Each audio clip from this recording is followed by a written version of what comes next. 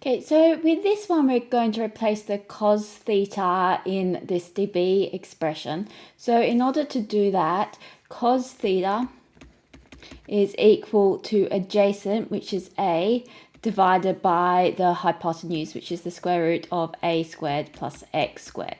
So that's all we need to add for cos theta.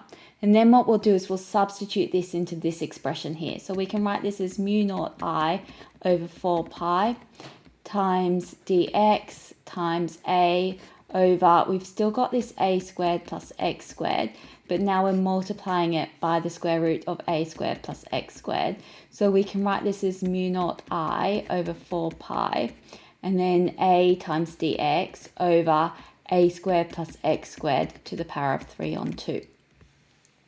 And then what we need to do is evaluate this for the entire wire. So we want to integrate it over down here, which is minus infinity, to up here, which is plus infinity. So our lower limit is minus infinity and our upper limit is infinity. So we've got b is equal to mu naught I over 4 pi times a dx over a squared plus x squared to the 3 on 2, and we're integrating this whole thing, but this thing out the front is a constant. So let's go from minus infinity to infinity, put our integral here. So this is a standard integral, which is given on the formula sheet for the course. And so we can put, well, this is equal to mu naught I over 4 pi.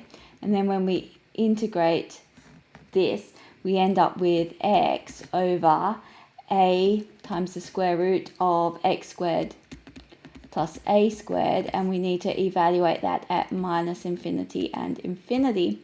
So this is equal to mu naught I over 4 pi. Now there's a few different ways you can do it. We'll want to take the limit of this expression as it goes to infinity. So as this goes to infinity, the a squared becomes negligible compared to the x squared.